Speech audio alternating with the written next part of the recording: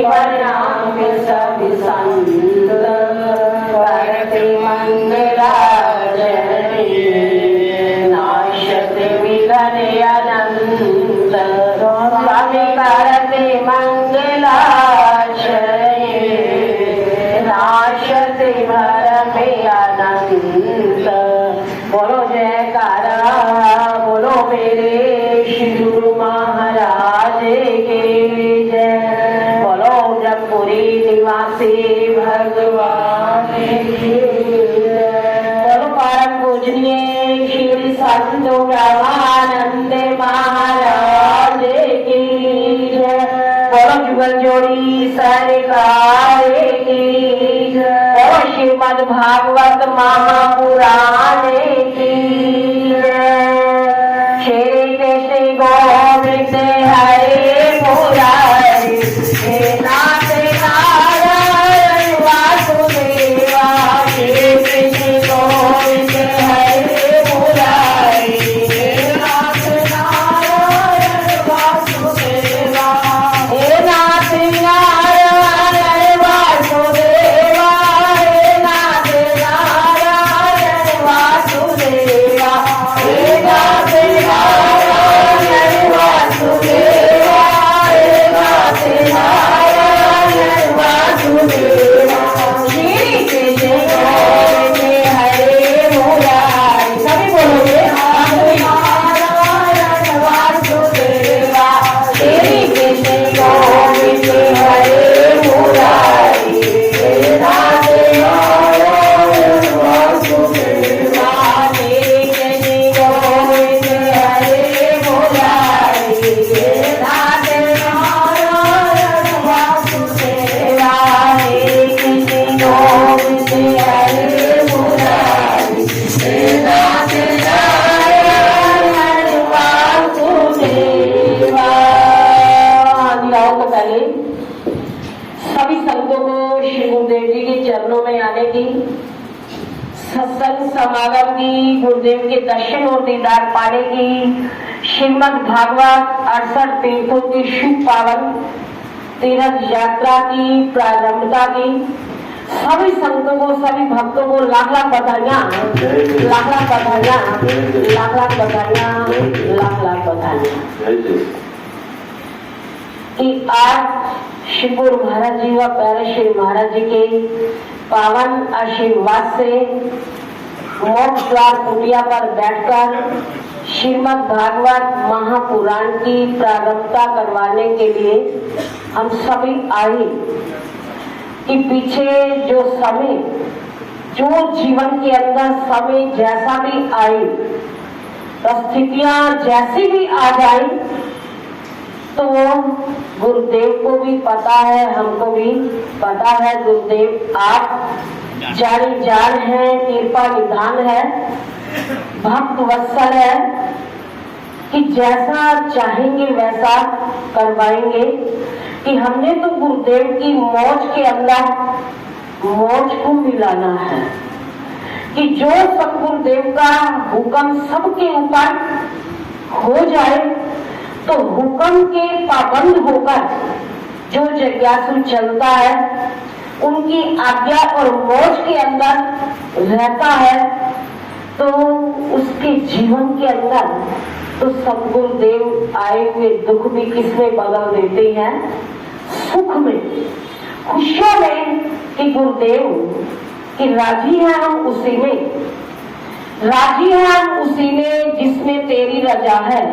या यूं भी वाह वाह है और वो भी वाह वाह है कि सुख दुख हानि लाभ यश अपयश दोनों अवस्थाओं के अंदर अपनी वृत्ति को कैसा बनाना है, समभाव।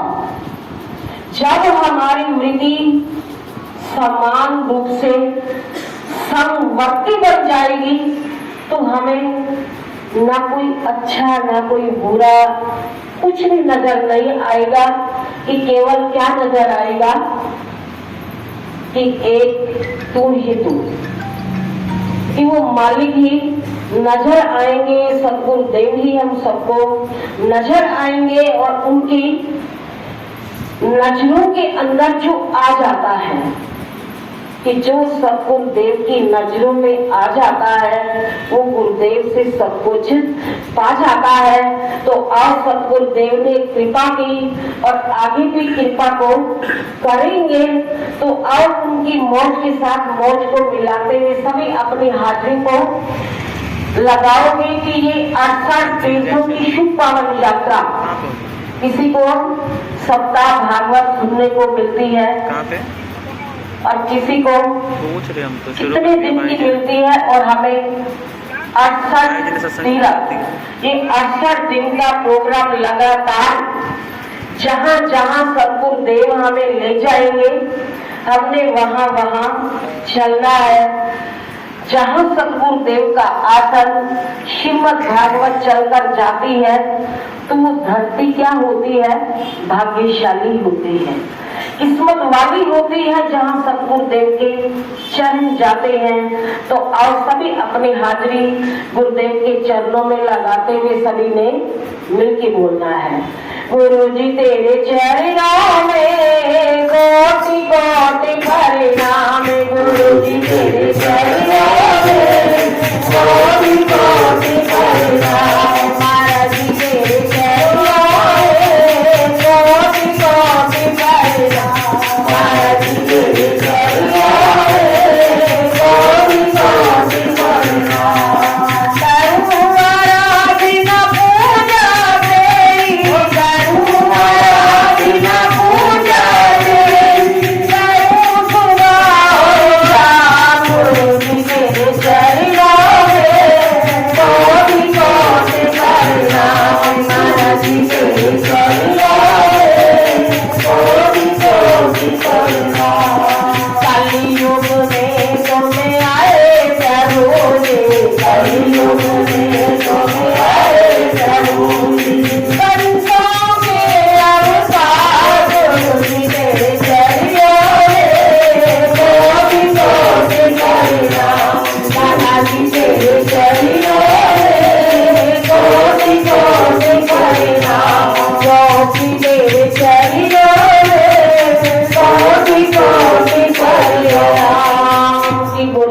चरणों में कोट कोट वंदन करें कि जिन्होंने हमें ये मनुष्य जन्म प्रदान किया, ये नर्तन प्रदान किया कि इस नर्तन का बड़ा मोल है कि हम इसके मोल को डाल नहीं सकते कि ये कितना कीमती है, अमूलक है, कि हमारा एक एक श्वास कितना अमूलक है कि लाखों खर्च करने पर भी एक श्वास मांगने से नहीं मिलता और हमें ये पूरा जीवन मिला है। तो आओ आज के इस शुभ दिन की ओर बढ़े जो प्यारे श्री महाराज जी ने हमारे ऊपर इतनी दयालुता और कृपालता बरसाई कि हमें 68 तीर्थों की शुभ पावन यात्रा के ये दिन रख कर दिए कि जिसका हम सभी आनंद ले रहे हैं। तो आओ श्रीमद् भागवत महापुराण सुख सागर महात्म वर्णन पहला अध्याय कि नारद सनत आदि समागम और भक्ति ज्ञान वैराग वृतांत निवेदन। द्वापर के अंत में भगवान कृष्ण जी अपनी लीलाओं को समाप्त कर वैकुंठ को चले गए और कलयुग के आगमन के परिणाम स्वरूप धर्म क्षय और अज्ञान का अंधकार बढ़ने लगा। तो तत्कालीन ऋषियों को धर्म की रक्षा की चिंता हुई। तो जब भगवान कृष्ण द्वापर के अंत में अपनी लीलाओं को संपूर्ण कर वैकुंठ को आए और कलयुग का आगमन हुआ और भगवान कृष्ण देखने लगे कि अंधकार पृथ्वी के ऊपर अंधकार बढ़ रहा है। तो धर्म की रक्षा की भगवान कृष्ण जी को चिंता हुई। तो उन्होंने नैमिषारण्य में एक वृहद सम्मेलन का आयोजन किया कि वहां देश देशांतर के समस्त ऋषि महर्षि उपस्थित हुए और कलयुग के आ जाने पर संसार का कल्याण कैसे हो। तो भगवान कृष्ण ऋषियों महर्षियों को कह रहे हैं कि इस घोर कलयुग के आने से संसार का कल्याण कैसे होगा। तो इस पर विचार विमर्श प्रारंभ हुआ कि अगर जीवन के अंदर या घर परिवार के अंदर भी कोई ऐसी बात हो जाती है तो हम क्या बिठाते हैं, पंचायत बिठाते हैं कि इस बात को यही संपूर्ण करना चाहिए कि कहीं बात बढ़ना चाहिए। तो इस विचार विमर्श को आरंभ किया तो विश्व में श्रेष्ठ शोणक जी ने महर्षि सूर्य जी से कहा कि हे भगवान, कि इस समय केवल आप ही सर्वश्रेष्ठ ज्ञानी और अनुभव पूर्ण तपस्वी रह गए हैं। अतएव आप कोई ऐसा उपाय बताएं कि जिससे कलयुग के मनुष्यों का कल्याण हो, कि कोई ऐसा सुगम उपाय हम सबको बताएं कि जिससे कलयुग के अंदर मनुष्यों का कल्याण हो जाए। कि वरना ये कलयुग का पहरा ही ऐसा है, कलयुग का असर ही ऐसा है। तो कलयुग में तो सारे जीव अपने मन के ओर चलते हैं कि जैसा मन ने कहा कि हमने वैसा करना है। लेकिन हमने सतगुरुदेव के वचनों की पालना करनी है कि अपने जीवन को, अपने कर्म को इतना सर्वश्रेष्ठ बनाए कि अनुभव पूर्ण तपस्वी भी कहने लगे कि आप कोई ऐसा उपाय बताएं कि जिससे कलयुग के मनुष्यों का कल्याण हो जाए। तो सूची ने कहा कि मेरी समझ में तो इसके लिए वह कथा ही सर्वश्रेष्ठ उपाय है कि जिसे श्री सुखदेव जी ने राजा परीक्षित को सुनाया था। वह कथा परम भक्ति पूर्ण और भगवान कृष्ण जी को प्रसन्न करने वाली है। तो उस कथा परम भक्ति पूर्ण और भगवान श्री कृष्ण जी को प्रसन्न करने वाली है। तो उस कथा को सबसे पहले सनत आदिकों ने और नारद जी से कहा था, और इससे पहले नारद जी ने इसे ब्रह्मा जी से सुना था कि राजा परीक्षित को ये कथा जब सुनाई गई तो वह कथा परम भक्ति पूर्ण और भगवान कृष्ण को प्रसन्न करने वाली थी। तो भगवान कृष्ण इस कथा को सुनकर इतने प्रसन्न हुए और कहने लगे, फरमाने लगे कि उस कथा को सबसे पहले सनत आदिकों ने नारद जी से कहा था, और इससे पहले नारद जी ने ब्रह्मा जी से इस कथा को सुना। तो सनत आदिकों ने नारद जी से इस कथा को कैसे कहा, तो इसका इतिहास मैं तुमसे कहता हूँ, ध्यान देकर सुनो। कि एक बार सनत आदि ऋषि विशाला नगरी में गए तो वहां देखा कि नारद जी अत्यंत चिंतित और बड़े उदास बैठे हुए हैं। कि नारद जी बड़े उदास और चिंतित दिखाई दे रहे थे। तो जब नारद जी को उदास बैठा हुआ देखा तो ऋषियों के पूछने पर नारद जी ने कहा कि मैं अभी ही काशी, प्रयाग, मथुरा आदि तीर्थों पर पर्यटन करके लौटा हूँ कि मुझे वहाँ यह देखकर बड़ा कलेश पहुँचा है कि कलयुग के आ जाने के कारण सर्वत्र चारों ओर पापाचार फैल गया है। कि इस कलयुग के आने पर चारों तरफ मुझे क्या नजर आ रहा है कि हर तरफ पाप ही पाप हो रहा है। तो जब देखा तो ऐसे निध कार्य होने लग गए हैं तो जैसा पहले कभी नहीं हुआ था। तो भगवान कृष्ण फरमाने लगे कि क्रीड़ा भूमि में मैंने एक तरुण स्त्री को अत्यंत दीन अवस्था में बैठा देखा, जिसके पास 2 मृतक मनुष्य पड़े थे और वह उनकी सेवा में तल्लीन थी। मेरे प्रश्न करने पर उस स्त्री ने जवाब दिया कि मैं तो भक्ति हूँ। कि वो स्त्री नहीं थी, वो कौन था? भक्ति। मैं भक्ति हूँ और ये दोनों मेरे पुत्र ज्ञान और वैराग हैं, जिन्हें कलयुग ने जर्जर करके मृत अवस्था में पहुंचा दिया है। मैं द्रविड़ देश में उत्पन्न हुई और कर्नाटक, महाराष्ट्र और गुजरात तक आते आते मैं मृत हो गई। तो यहाँ वृंदावन में आ जाने पर मैं तरुण अवस्था को प्राप्त हो गई। किंतु ये मेरे दोनों पुत्र ज्ञान वैराग मृतक हो रहे हैं। अतएव मैं यहाँ से दूर देश चले जाने का विचार करती हूँ कि दोनों पुत्र क्या है, ज्ञान और वैराग, कि जिसके हृदय के अंदर ज्ञान और वैराग पैदा हो जाते हैं तो वहाँ भक्ति अपने आप ही आ जाती है। तो हमने श्रीमद् भागवत महापुराण की कथा को सुनते सुनते हमें कितने वर्ष हो गए, कितना समय हो गया, लेकिन कि हमारे मन के ऊपर असर नहीं होता कि जब तक हम ज्ञान को धारण नहीं करते, कि सत्य और असत्य का हमें पता नहीं चलता कि सत्य क्या है और असत्य क्या है। तो इस बात का हमें विवेक होना चाहिए, ज्ञान होना चाहिए कि जब ज्ञान और वैराग हमारे हृदय के अंदर संपूर्ण रूप से घर कर जाएंगे तो भक्ति भी दूर नहीं है। तो वहाँ भक्ति का आना बड़ा जरूरी हो जाता है।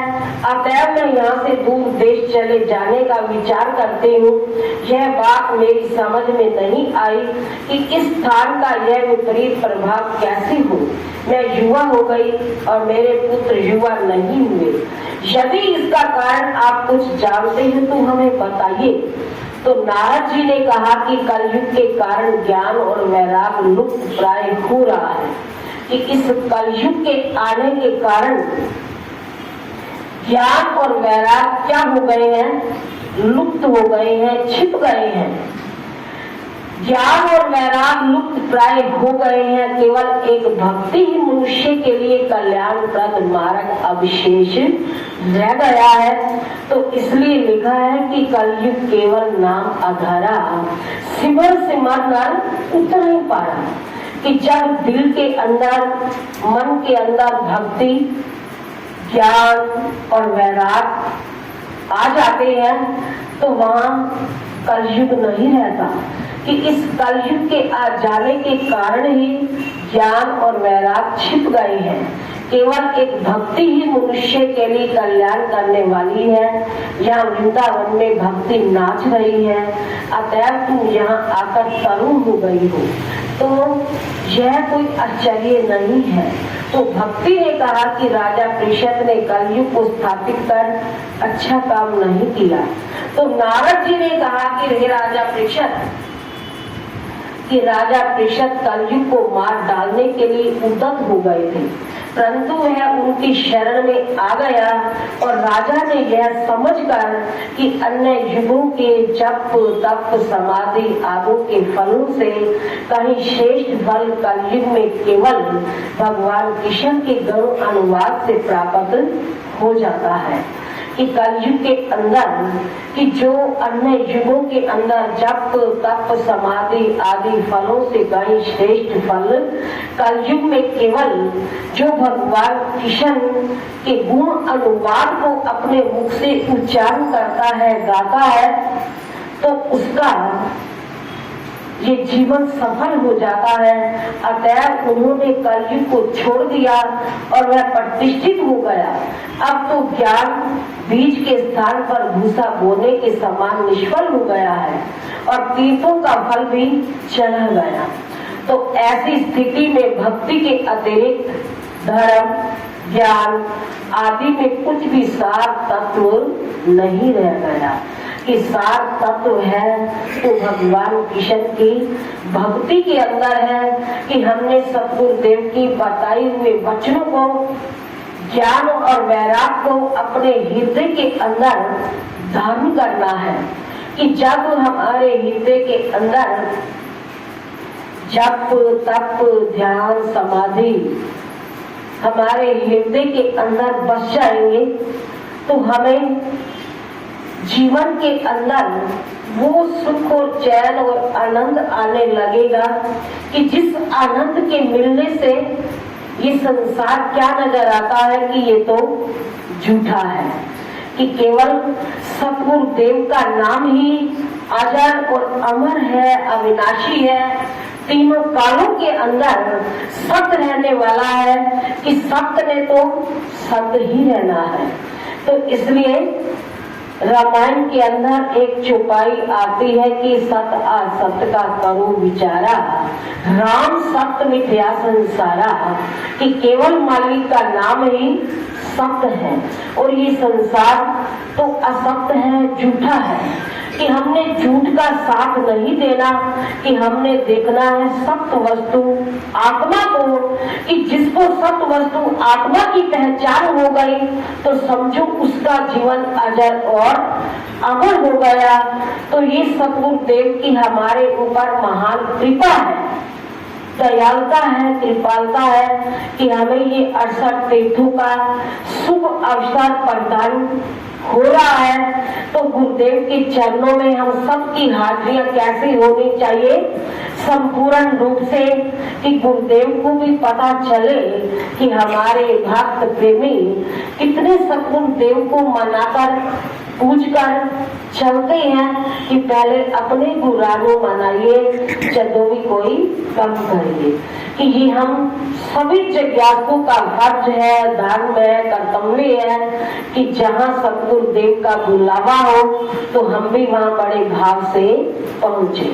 बोलो श्री गुरु महाराज की जय, बोलो परम पूजनीय श्री सतगुरु रामानंद महाराज की जय। सत्य चेते आनंद को मेरी है प्रणाम, जिस जा